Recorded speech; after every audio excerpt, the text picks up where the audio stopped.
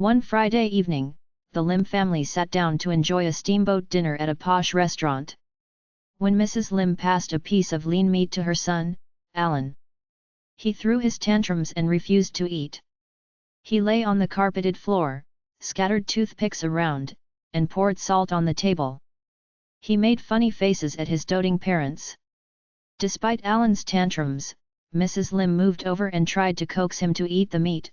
It's delicious. It's good for your health. Be a good boy. Mum will buy you some toys. However, it was in vain. He screamed aloud and kicked angrily at his chair. Next he stamped his foot, irritating other diners in the well-lit air-conditioned restaurant. They stared at Alan in disgust. They did not want Alan to spoil their evening.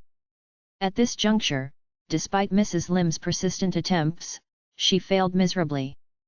She returned to her seat in disgust. Mr. Lim stepped in to try to avoid creating a scene in this high-class restaurant. Such scene would bring shame to his family. Mr. Lim asked his son, Alan, the reason for his unhappiness. He yelled at Mr. Lim, I hate to eat lean meat. I love lollipops.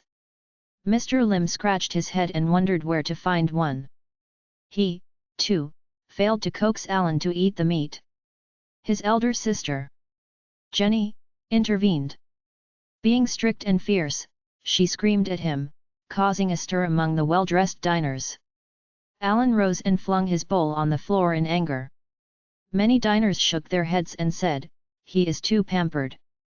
A moment later, the manager of the restaurant, a burly man in his 30s, approached the Lim family. He was very angry.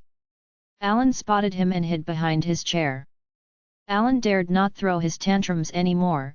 The manager helped to save the day.